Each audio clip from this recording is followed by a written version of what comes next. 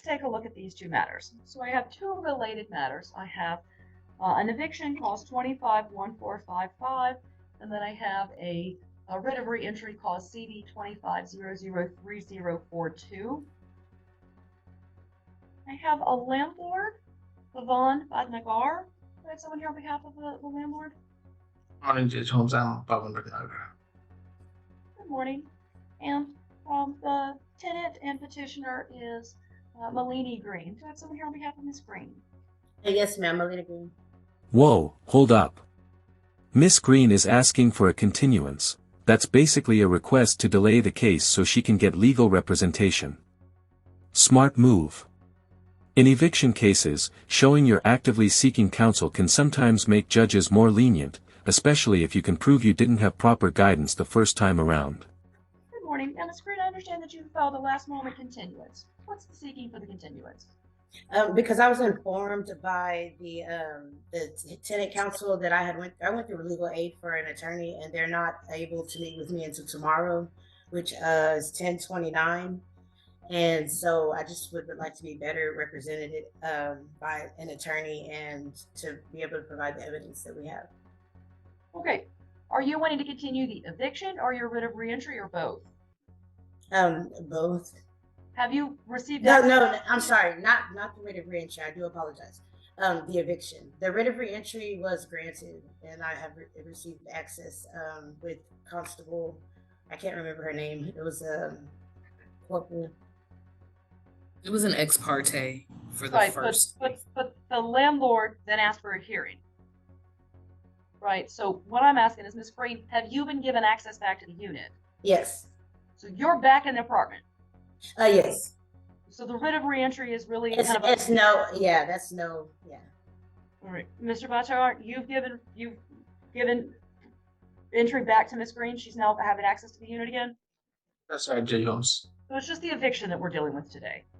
Correct. So I think we, for the writ of re-entry, I did want to put the appeal in. So that's why when I spoke to the court team, they said that you can bring both of them together. Because in the writ of re-entry, there were things that were stated under oath that were not correct. Here's the thing. The writ of re-entry is about getting her possession. Have you given her a key and let her back into the unit? Yes. Then it's all over and done. I don't need to visit it. It's just about eviction, right? What's the reason you're suing to evict her? Yeah, so Judge Holmes, the lease went up to 30th September. I informed Ms. Green on September 4th that I'm not planning to continue the lease going forward, and had also informed Ms. Green's rent assistance agency, Foundation for Homeless, that we will not be continuing the lease. And Ms. Green confirmed that she'll be getting out of the unit by 30th September. Post that, we came to know that she was not intending to leave the unit. So I sent her a formal notification on the 1st of October as well to wait. By 14th of October, Judge Holmes, Malini Green did confirm that she's moved out and given the keys to my representative, Katrina Chapman. And Malini confirmed it over text as well that she's moved out. I have estimated the damages to the units, which I've shared with the court as well in terms of all the pictures. That is Mr. Bhatnagar, has the defendant moved out of the unit? On the 14th of October, yes, the defendant moved out of the unit, and then the writ of re-entry was filed on the 23rd, which I was not aware of. Obviously, Stop right there. Ms. Green, did you move out on October 14th? Now here's where things get interesting. The landlord says she moved out on October 14th, but she's standing right here saying she didn't. This kind of contradiction can completely change a case. If the tenant never officially vacated, it's not abandonment, it's a potential misunderstanding, and that could mean the eviction filing was premature. No, ma'am, I did not. The reason being is because when I spoke with Mr. Pavan, it was around, I want to say the middle of August, about my AC unit going out. At that moment is when I asked to see if he was going to renew the lease, he said that he will hold my deposit and move me into another apartment, which wouldn't be ready until November. Which then I stated, well, then I would be residing in the unit until such. Because the deposit for 6702 Beacon Hill was 1,800.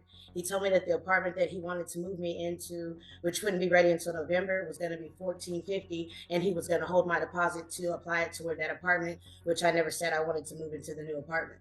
Neither of y'all are making sense. Let's see if we can do this. So I did inform him. Ms. Green. Yes. Mr. Bhatnagar, you filed an eviction with our court October 13th. You filed an eviction and said, I want Miss Green to leave because she's a holdover tenant. And then you just said to me that on the 14th she moved.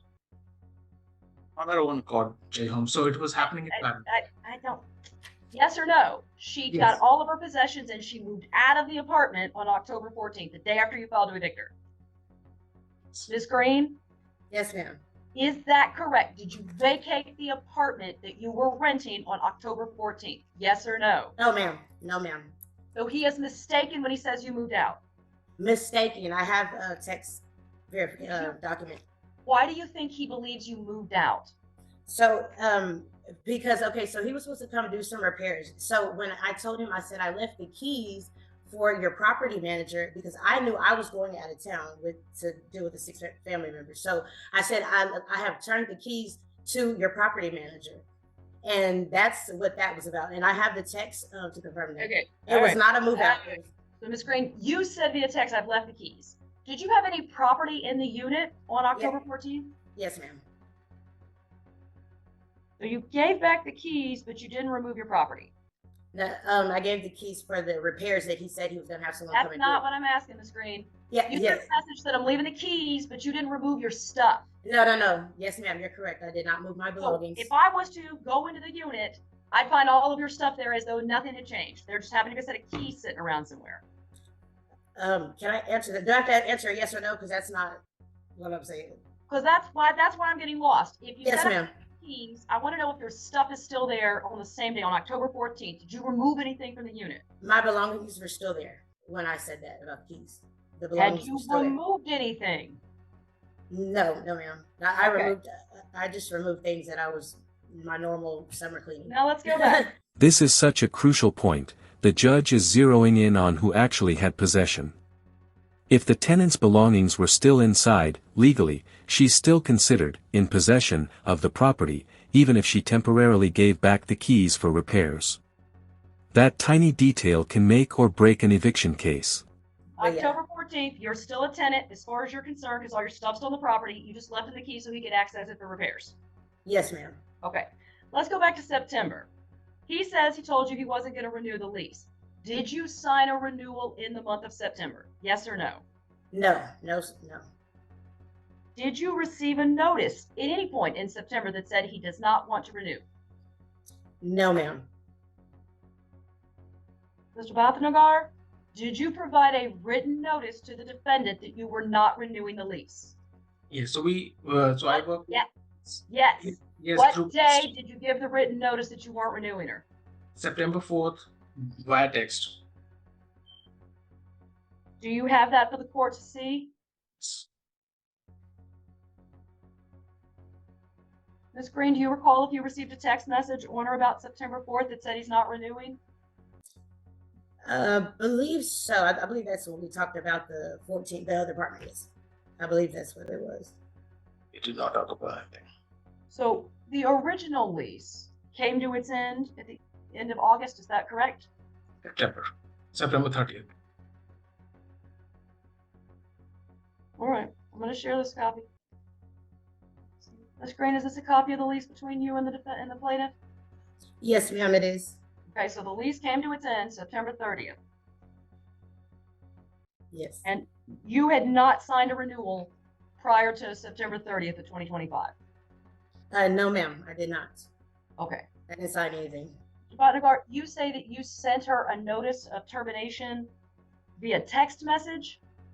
Right.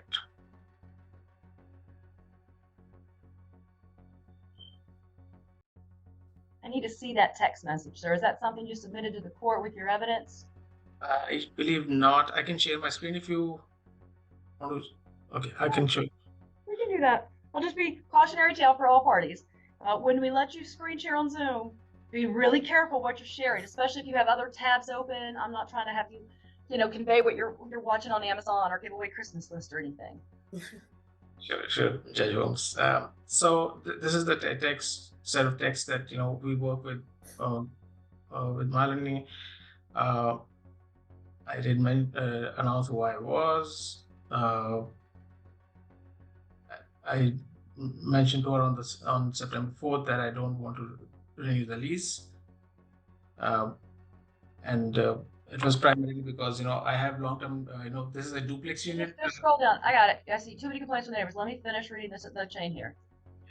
Okay. Well, I know I have less than a month left, but just let you know the AC is not turning on. The AC and I had the dishwasher fixed. Okay. I will have my belongings moved. So I'm not renewing. Cool. I'll move out on time. There's the smoking gun, the text message. The landlord said, "I'm not renewing," and Miss Green replied she'd move out, but she didn't. That turns this into a holdover tenancy situation. Basically, she stayed past the lease end date without renewal, and that can trigger eviction unless the notice was given incorrectly. And that's what the judge is about to check. There's no dispute in that conversation between the parties. So Miss Green, he told you he wasn't renewing. You said, great, I'll move out. You did not move out on or before September 30th, correct? Correct. That makes you a holdover. How is that any different than what he's suing you for? Okay, so when I spoke to Mr. Pavan, I'm not sure of the property manager's name, so I don't know her name, so I just call her property manager. Whenever I spoke with the property manager, she stated she will speak with Mr. Pavan, and I do have the video of when she said that she stated in the video that I got Mr. Pavan to work with you or whatever. And so basically, when I spoke with Mr. Pavan that same day on the messages he was trying to show you, is when he stated that he was going to hold the deposit for the other property. I then, which I don't know why he didn't show you, I then told him that I would not be willing to move to the other property. Cool. So he's not renewing and you're not moving. You did not move out on or about September 30th. Correct. That's a holdover. Yes, ma'am. I just was misunderstood because in the lease it says that if there's nothing written within 30 days before the end lease date, that I go over to a month-to-month lease. Where in the lease is that, Miss Green? Let's take a look. Yes, ma'am.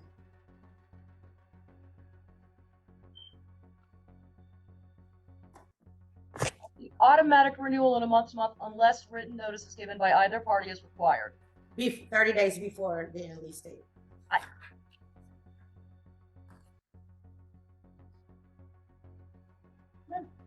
Mr. Biden, she's right. Here it is. Lease termination. Except for automatic month-to-month, any renewals or extensions must be in writing. Oral move-out notices will not be accepted and will not terminate. Either party may terminate at the end by notifying the other party at least 30 days prior. And here's the twist most landlords miss. The judge just pointed out that the notice wasn't given 30 days before the lease ended. In landlord-tenant law, that's everything. If you miss that 30-day window, your entire eviction could get tossed. Timing isn't just technical, it's the legal backbone of these cases. You didn't notify her 30 days prior. You told her on September 4th. So I notified on September 4th. Correct. That's not 30 days prior. The month-to-month should have been before the month began. Either party may nominate with 30 days notice prior to the end date. A written notice by either party less than 30 days before but prior to the end date will be effective 30 days from the date. All right, so you had until October 4th. Ms. Green, did you move out? No, ma'am. All right. Okay, so you held over because he gave you a delayed notice, but even if I extend it that way, you're still in possession and you came and got a writ of re-entry, correct? Correct. So you're still there with all of your goods. Correct. All right. Judge Holmes, obviously I have not received any rent for October. Here's the notice to vacate. Is this correct? That's correct. All right, now on this one, you state that the lease ended on September 30th. That's correct. Correct. and was terminated. I would say that's a little bit incorrect because you actually didn't tell her until September 4th. But right, 3-day notice to you, October 1st. I don't find that to be sufficient. She had all the way until October 4th per your notice, sir. I didn't receive that. Either way, it's insufficient on its face. See, you didn't notify her 30 days before the end of the month. You told her on September 4th, which means she got at least till October 5th. So you can't tell her on the 1st that she's behind because she's not. Judgment for the defendant. Boom, judgment for the tenant. Miss Green wins because the landlord didn't follow the proper notice period. But watch this, the judge is still warning her. Just because she won this battle doesn't mean she's safe. If she doesn't pay rent moving forward, a brand new eviction case could be filed. Lesson: winning on procedure doesn't erase your responsibilities. Mr. Bhatnacharyang, you can absolutely appeal my decision. All right. Insufficient, lack of service. That's what I find. You should have given her 30 days. Even if I extend it and say that you gave her 30 days, you had to wait until October 5th before she didn't move out, before you could give her the notice to vacate. She wasn't actually in breach of it because you were late in giving her the notice of non-renewal. Yeah. Okay. All right. I'm going to do the appeal bond on that. What was the monthly rent? 1,800. I'll put the appeal bond at 1,800. All right. And then, Ms. Green, Yes, ma'am. if you are still in possession and have not paid rent, he may now have a claim for non-payment. So Okay. when you see legal aid tomorrow, talk to them about that. Though you have won today's case, he has the right to appeal, and if you are in possession without paying, you're going to have a different cause of action that he can file, and he can do that as much as y'all want to pursue the law. Okay? Yes, ma'am. I have one more question. Also, before it was even he had my utilities shut off, and I had to call and get them cut back on. The city of Austin, they waived the reconnect fee because it was not me that had them turned off. And then the reason why I had to do the re-entry is because he had changed the keys. Changed the locks to the doors, knowing that I had stuff inside the house. What's the question, Ms. Green? So I'm asking, as far as you, so when is my move out is going to be? What was it? October 4th? Is that correct? I'm not giving you any date. I found in your favor today. Yes, ma'am. Okay, I just didn't understand. Talk to legal aid tomorrow about your deadlines and about your options and about your rights, because again, you're still in possession of the unit, but I don't find that at this stage you have the right to be there because he gave you notice. At best, I see you had till the 5th. Now you both can take that information and go with what you like, okay? Yes, ma'am. Have a good day. All right, good luck to both of you. If y'all come to some agreement, it may be that y'all need to see me at all again, okay? Okay. Thank you. Good luck to everyone. Thank you both very much. All